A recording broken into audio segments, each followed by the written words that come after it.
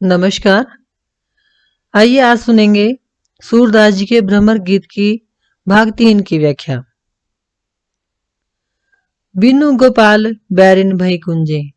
अब देखो, हमने ये पिछले वीडियोस में हमने ये सुना था कि भाई गोपियां जो हैं वो कृष्ण के जाने के बाद बहुत दुखी हैं, है ना। और जब उद्धव उनको योग साधना की बात कहते हैं तो वो बार बार उसको ये कहती है कि हमारा मन तो एक ही जगह पर टिका हुआ है, इसलिए तुम ये योग साधना की बातें किसी और को दिखाओ, सुनाओ। अब यहाँ पर क्या है कि वो जो जब कृष्ण वहां रहते थे ब्रज में और गोपियां उनके साथ घूमने जाते थे या वो क्रीड़ाएं करते थे, प्रेम लीलाएं करते थे, तो वहां पर जो कुंज गलियां थी, जो लताएं थी, पेड़ थे, नदी थी, है ना, जो भी चीजें थी, तो वो सारी चीजें यानी कि वो जो सारा प्राकृतिक वातावरण था वो उन गोपियों को बहुत अच्छा लगता था।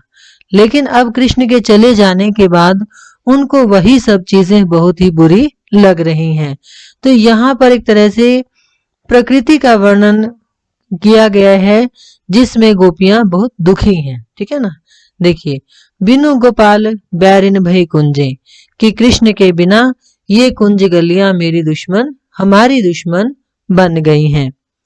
तब ये लता लगती अति शीतल, कि तब ये लताएं, ये जो हरी हरी लताएं पेड़ों पर चढ़ी हुई हैं, ये हमें बहुत शीतल लगती थी, ठंडी लगती थी। अब भाई विषम ज्वाल की पुंजे, लेकिन अब ये हमारे लिए विषम मतलब दुखी कर देने वाली कह सकते हैं हम, जो मतलब भयंकर हैं।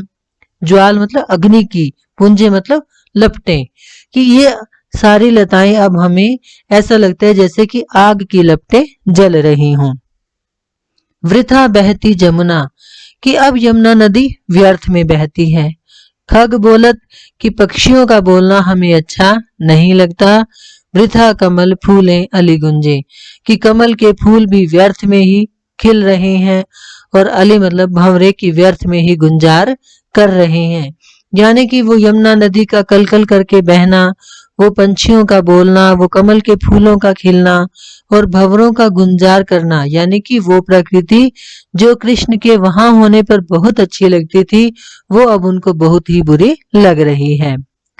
पवन पानी घनसार संजीवनी, दधिसुत किरण भानु भई भुंजे। कहते हैं कि पवन मतलब वायु, पानी आप समझते हैं, घनसार मतलब कपूर और संजीवनी, कि वायु, जल, कपूर और संजीवनी जैसे जितनी भी चीजें शीतलता प्रदान करने वाली थी वो सब हमें अब आग के जैसी लगती हैं। दधिसुत किरण मतलब चंद्रमा की किरणें, भानु भई भुंजे के मतलब भानु मतलब सूर्य, सूर्य के समान जला देती हैं। कि चंद्रमा की किरणें जो कभी शीतलता प्रदान करती थी और वायु, जल, कपूर, संजीवनी आदि जितनी भी चीजें जो हमें ठंडक देती थी, आज हमें सूर्य की जो तेज रोशनी है, तेज धूप है, उसके समान जला देती हैं। हे उदो कहियो माधव सो, मदन मारी कीनी हम लुंजे। कहते हैं कि हे उद्धव, तुम जाकर कृष्ण से कहना कि हमें मदन मतलब कामदेव ने मारकर हमें लुंज कर दिया, यानी कि कमजोर कर दिया है, लाचार कर दिया है। सूरदास प्रभु को मगजोवत, अंखियां भई वरंजो गुंजे। और सूरदास जी कहते हैं कि गोपियां कहने लगी कि प्रभु का यानी कृष्ण का रास्ता देखते देखते हमारी आंखें गुंजा के फूलों जैसे लाल रंग की हो गई हैं। गुंजा के फूल होते हैं जो लाल रंग के होते हैं, तो गोपियां कहते हैं कि कृष्ण का रास्ता देखते देखते हमारी आंखें भी गुंजा के फूलों जैसे लाल रंग की हो गई हैं। उधो ना हम बिरही ना तुम दास। अब देखिए क्या कहती हैं वो गोपियां, कहती हैं कि हे उद्धव, ना तो हम विरहणियां हैं मतलब असली रियल विरहणियां हैं, और ना ही तुम असली दास हो। कहत सुनत घट प्राण रहत हैं, हरि तजी भजो आकाश। कहती हैं कि भाई हम गोपियां सही विरहनियां क्यों नहीं हैं, क्योंकि हम विरह विरह में जलती तो रहती हैं, कहती सुनती रहती हैं, लेकिन हमारे शरीर में प्राण फिर भी बने हुए हैं, ठीक है ना। कि हम हमेशा कृष्ण के विरह में जलती रहती हैं, लेकिन हमारे शरीर में प्राण फिर भी बने रहते हैं। और तुम हरि तजी भजहूं आकाश, तुम भी कृष्ण के सच्चे भक्त नहीं हो, सच्चे दास नहीं हो। क्यों? क्योंकि तुम कृष्ण को त्याग कर आकाश को भजने की बात करते हो, यानी कि तुम कहते हो कृष्ण को छोड़ दो और आसमान की पूजा करो, आसमान की बातें करो। यानी कि तुम क्या करते हो कि भाई अगर तुम सच में कृष्ण के दास होते, सच्चे दास होते, तो तुम कृष्ण की भक्ति करने की बात कहते। तो तुम भी क्या कहते हो कि योग साधना करो। इसलिए ना तो हम सच्ची विरहिणियां हैं और ना ही तुम अच्छे दास हो। बिरही मीन मरत जल बिछरे छाड़ी जियन की आस। सच्ची विरहिणी तो मछली है जो जल से बिछुड़ते ही मर जाती है और जीवन की आस को छोड़ देती है। यानी कि यदि हम सच्ची विरहिणियां होती तो हमें भी कृष्ण के जाते ही मर जाना चाहिए था।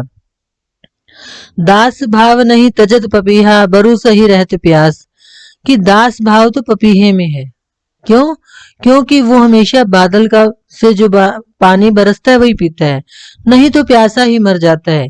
कि सच्ची भक्ति तो उसकी है, तुम्हारी सच्ची भक्ति नहीं है, क्योंकि तुम तो कृष्ण को छोड़कर आसमान को भजने की बात करते हो। प्रगट प्रीति दशरथ प्रतिपाली प्रीतम के वनवास।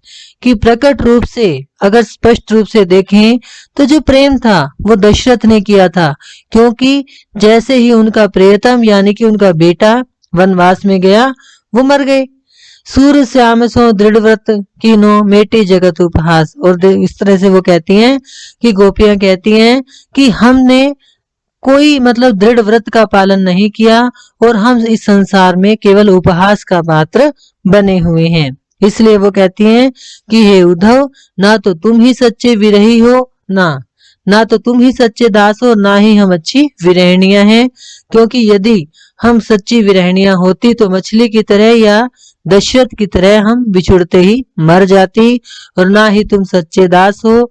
अगर तुम सच में कृष्ण के दास होते, कृष्ण के को अपना स्वामी मानते, तो कृष्ण को छोड़कर आसमान को भजने की बात नहीं करते। Thank you.